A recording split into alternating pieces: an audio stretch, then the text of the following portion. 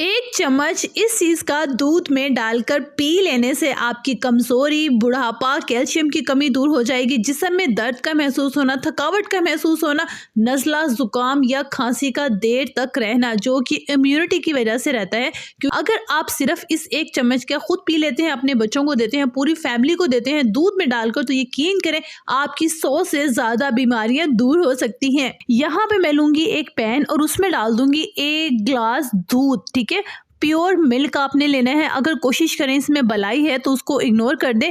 तो आपने यहाँ पे 1 ग्लास लेना है दूध का। क्वांटिटी को आप कम और ज़्यादा भी कर सकते हैं। 1 ग्लास दूध के साथ मैं ऐड कर दूंगी 1 ग्लास पानी। ठीक हो गया।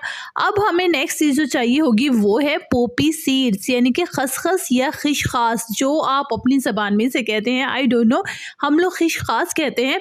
आई थिंक इंडिया में इसे खसखस कहा जाता है और इसे इंग्लिश में पोपी सीड्स कहा जाता है। जब से सर्दियां स्टार्ट हुई हैं, मेरी मम्मा हमें ऐसे ही दूध बनाकर देती हैं और यकीन करें हमारी सर्दी ऐसे गायब हो जाती है और इतनी ज़बरदस्त इम्यूनिटी बूस्टर होने वाला है आपको और आपके बच्चों का। अच्छा, अब आपने क्या करना है, इन पोपी सीड्स को लेना है। कम से कम 1 ग्लास दूध में आपने 2 चम्मच लेने हैं। क्वांटिटी का ख्याल कीजिएगा।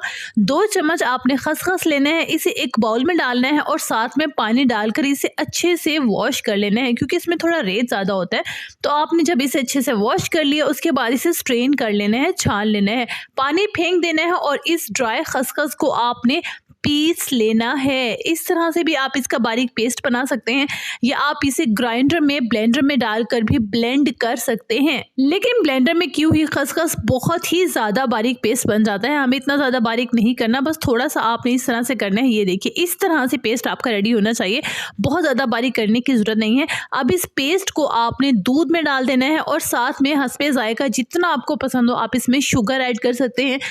शुगर ऐड करना नहीं चाहते तो आप इसमें शहद ऐड कर सकते हैं। अच्छा, ये रेमेडी जो है ना, ये तरीका आपकी शुगर को कंट्रोल करने के लिए भी बहुत बेस्ट है। अब आपने इन तमाम चीज़ों को जब तक पकाना है जब तक कि ये 2 ग्लास से 1 ग्लास बाकी नहीं रह जाता, यानी कि हमारा ओरिजिनल दूध जो क्वांटिटी हमने 1 ग्लास डाली थी वो बाकी नहीं रह जाता। 1 ग्लास जो है पानी का वो इवेपोरेट हो जाएगा और 1 ग्लास बाकी रह जाएगा। ये देखिए, ये हमारा जो है वो 1 ग्लास बाकी रह गया है। अब आप इस दूध को स्ट्रेन कर लीजिए। अगर आप गर्म पीना चाहते हैं तो गर्म पिए, ठंडा पीना चाहते हैं तो ठंडा पिए। अच्छा, बेस्ट टाइम जो होता है इसका पीने का वो है रात में सोने से आधा घंटा पहले, यानी कि 30 मिनट बिफोर आपने इसको पी लेना है। और यकीन करें आजकल का जो मौसम है इसमें इसकी बहुत ज़रूरत है।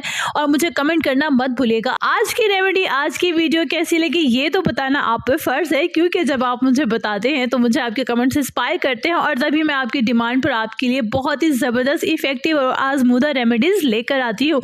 तो कमेंट कीजिएगा और मैं हर कमेंट का रिप्लाई भी करूँगी। खुश रहिएगा, आबाद रहिएगा, अपना बहुत सारा ख्याल रखिएगा और अपने इस चैनल का भी।